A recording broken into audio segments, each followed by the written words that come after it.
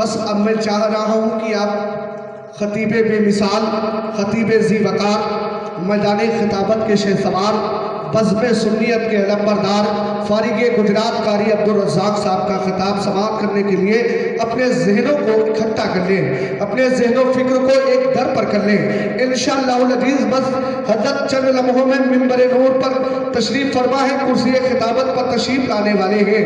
بس آپ ایک مجاز کو بنا لیں، آئے نا فرشتے کیوں سوار مدینے میں، مسکرا کر بول دیں سبحان اللہ۔ آئے نا فرشتے کیوں سوار مدینے میں، رہتے ہیں دو عالم کے مختار مدینے میں۔ اے بادے صبح جا کے 10-20 ٹکٹ لانا، لے جاؤں گا میں اپنا پریوار مدینے میں۔ اے بادے صبح جا کے 10-20 ٹکٹ لانا، لے جاؤں گا میں اپنا پریوار مدینے میں۔ آئیے رب کا استقبال کر لیں نعرہ تکبیر اور نعرہ رسالت سے۔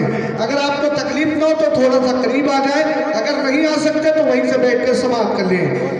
نعرہ تکبیر، نعرہ رسالت، جشن عید میلاد النبی، علماء اہل سنت، نعرہ تکبیر، نعرہ رسالت۔ الحمدللہ الذی خلقنا وجعلنا من امت حبیبہ المصطفیٰ، الصلاة والسلام علی اہل صراط الحکمت والہدا وعلی آلہ التقى والنقى والصدق والصفاء، اما بعد اعوذ باللہ من الشیطان الرجیم، بسم اللہ الرحمن الرحیم، وتواصوا بالصبر وتواصوا بالمرحمہ۔ صدق اللہ المولانا العظیم وبلغنا رسولہ النبی الامین المتین المبین الکریم، ونحن على ذلك لمن الشاہدین والشاکرین والحمد للہ رب العالمین۔ ہم سب کے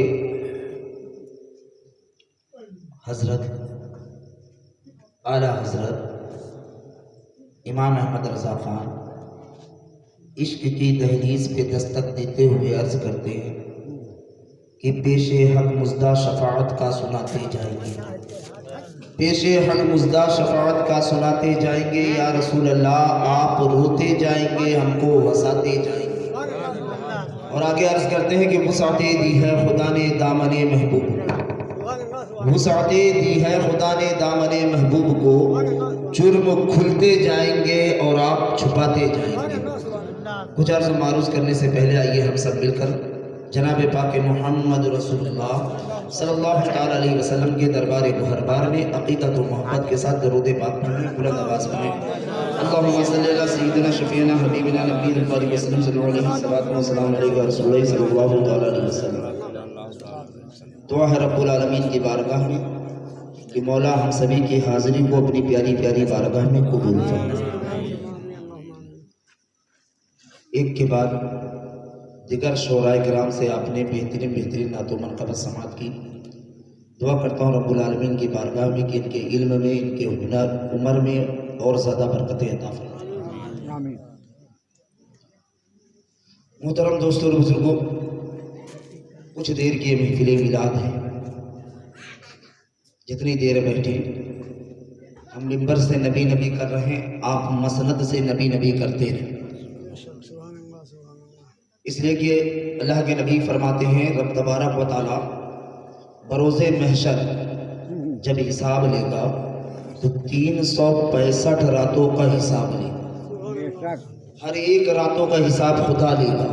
ہو سکتا ہے کہ 364 راتوں کے حساب میں ہماری گردنیں جھکی رہیں، لیکن جب اس رات کا حساب ہوگا تو بندہ رب کی بارگاہ میں عرض کرے گا مولا ہم ایسے ویسی جگہ رات نہیں گزارے، تیرے محبوب کی محفل میں بیٹھ کر کے رات گزارے۔ تیرے محبوب کی محفل میں ایک مرتبہ سیدہ عائشہ صدیقہ نے نبی سے پوچھا یا رسول اللہ ہمیں کیسے پتا چلے گا کہ ہم میدان محشر میں پھنس گئے؟ سیدہ عائشہ نے پوچھا یا رسول اللہ ہمیں کیسے پتا چلے گا کہ ہم میدان محشر میں پھنس گئے؟ تو اگر رب پوچھ لے کہ تم نے اپنے دن اور رات کہاں گزارے، نبی نے فرمایا اگر رب پوچھ لے تم نے اپنے دن اور رات کہاں گزارے تو سمجھ لینا پھنس گئے، اور اگر اللہ نہ پوچھے پردہ پوشی کر دے تو سمجھ لینا بچ گئے۔ محترم دوستوں اور بزرگوں، ہم اپنے اس نبی کی تعریف کرنے کے لیے بیٹھے ہیں کہ جن کے امتی میں پیدا ہونے کے لیے حضرت موسیٰ علیہ السلام نے دعا کی تھی، نبیوں نے دعا کی، انبیاؤں نے دعا کی، ہم نے تو کوئی دعا ہی نہ کی، پھر بھی خدا نے ہمیں اپنے محبوب کی امت میں پیدا کیا، ہمیں اپنے محبوب کا امتی بنا دیا۔ تو ہونا یہ چاہیے تھا کہ ہماری زندگی نبی نبی کرتے ہوئے ہی گزر جائے، نبی کے ذکر سے ہی ہم اپنی زندگی گزار دیں، اس لیے کہ ہم اس نبی کے امتی ہیں جس کے دربار میں اگر دشمن بھی آ جاتا ہے تو پیارے مصطفیٰ اسے مسکرا کے دیکھتے ہیں۔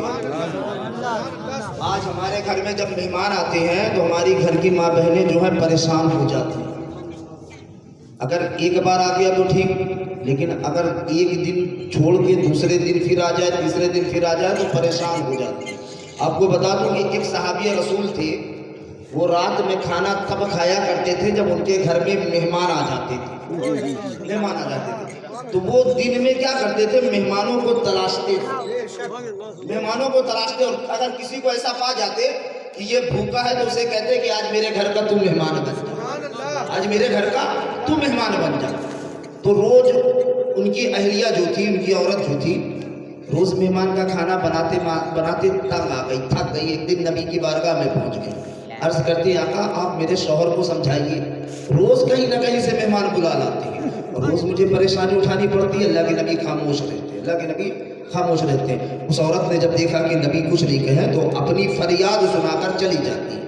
دوسرے دن اللہ کے نبی اس کے شوہر کو بلا کے فرماتے ہیں کہ جاؤ اپنے گھر میں بتا دو کہ آج رب کا محبوب یعنی میں تمہارے گھر مہمان بن کے آنے والا ہوں۔